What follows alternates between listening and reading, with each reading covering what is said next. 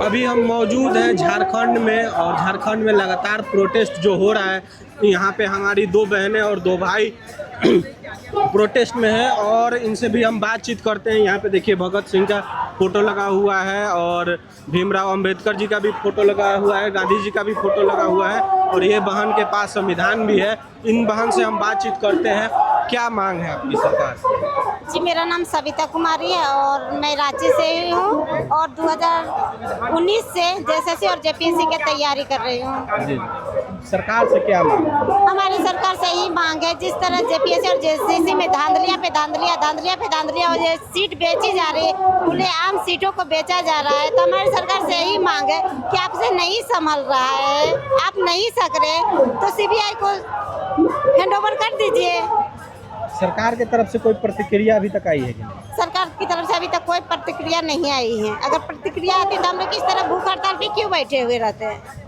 अभी कोई बातचीत करने का कोई अभी तक कोई सिलसिला नहीं है। तो बातचीत करने का उन लोग पहल तो किया है। कल उनका अधिकारी आए थे कि हम लोग बातचीत करने के लिए तैयार है, आप लोग आइए, अपना डेलीगेशन टीम लेके आइए, हम लोग बात करने के लिए तैयार है। लेकिन अभी तक कोई आश्वासन नहीं दिया गया कि हम लोग की मांगों को पूरा कर सके। उनका कहना है कि सीबीआई जांच नहीं करवाएंगे। क्यों नहीं करवाएंगे? वही तो हम सरकार से पूछना चाहते हैं, आप सीबीआई जांच क्यों नहीं करवाएंगे? हम आपके सीआईडी पे भरोसा क्यों करेंगे?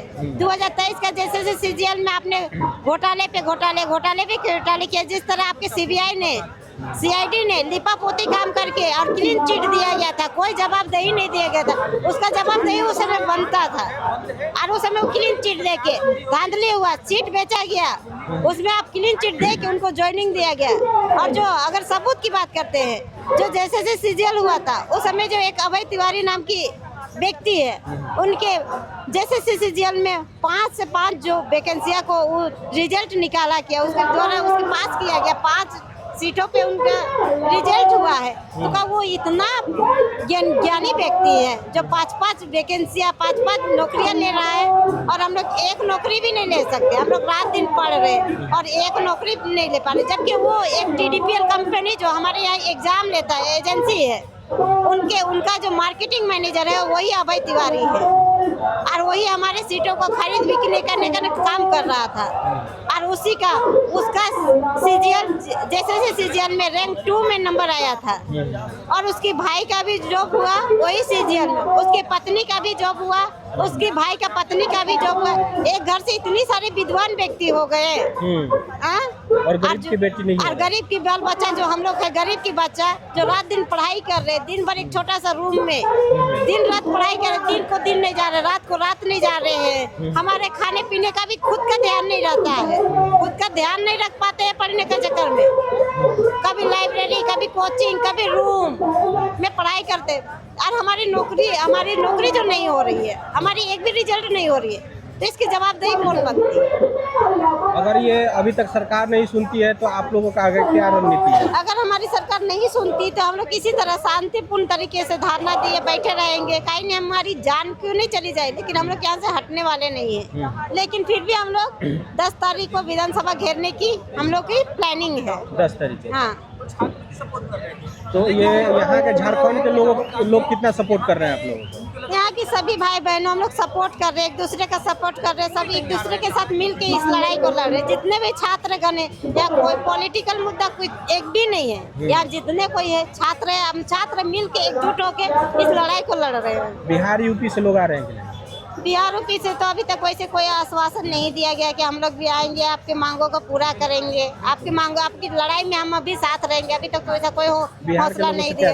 बिहार के लोगों से यही करना चाहेंगे, हम भी आप ही के भाई बहन हैं, ऐसा नहीं कि हम अलग से है। जब बिहार और झारखंड एक था उस समय हम लोग भी साथ में थे, भले अभी अलग हो गए हैं, लेकिन हम भी तो आप ही के परिवार से हैं, आप ही के बाल बच्चा है। हम तो सभी को आग्रह करेंगे कि हमारे साथ आइए, बढ़ चढ़ के हमारी इस आंदोलन को आगे बढ़ाइए, हमारी मांगों को पूरा करने में हमारी सहायता कीजिए।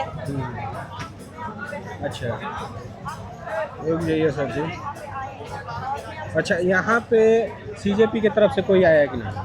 नैतिक समर्थन दिया जा रहा है। एक जो मुस्लिम था, उनका हम नाम अभी रिकॉल नहीं कर पाए हैं, वो भैया अभी आए थे। अच्छा। हम लोग से नैतिक समर्थन दे रहे हैं। हाँ, अमीर अंसारी जो है ना, वो भैया आए थे और हमारे साथ कोऑपरेट कर रहे हैं, हमारे आंदोलन में मिल बढ़ चढ़ के हिस्सा ले रहे हैं, लेकिन वो नैतिक समर्थन दे रहे हैं, मंच नहीं ले रहे, बाहर से हमारी मदद कर रहे हैं। तो सीजेपी की तरफ से कोई अभी कोई आया है कि नहीं अभी? उसके तरफ से भी हम लोग वीडियो कॉलिंग पे बात किए थे, नैतिक समर्थन वो भी हमारे दे रहे हैं। और उन जो अभिजीत सर थे वो सब में वीडियो कॉलिंग पे बात हुआ तो बोला मेरा अभी तबीयत खराब है, मैं ठीक नहीं हो, जैसे तबीयत मेरा खराब होता है मैं आप लोग से मिलने का कोशिश करूँगी, मेरा नैतिक समर्थन हमेशा रहे आप लोग के साथ, हम खड़ा पे खड़ा रहे।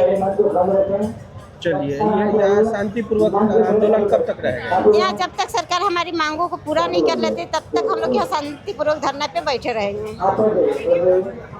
चलिए ठीक है। तो यहाँ पे देख सकते हैं, यहाँ पे कुछ डॉक्टर साहब आ गए हैं और यहाँ पे इनका जो है चेक इन करने के लिए और इनका कैसा हेल्थ क्या है ये सब देख सकते हैं। यहाँ डॉक्टर साहब भी आ गए हुए हैं और इन लोगों की जो जांच की प्रक्रिया चल रही है, इन लोगों का स्वास्थ्य कैसा है अभी ये जैसे ये लोग चेक करते हैं इन लोगों से भी हम लोग बातचीत करने की प्रयास करेंगे। और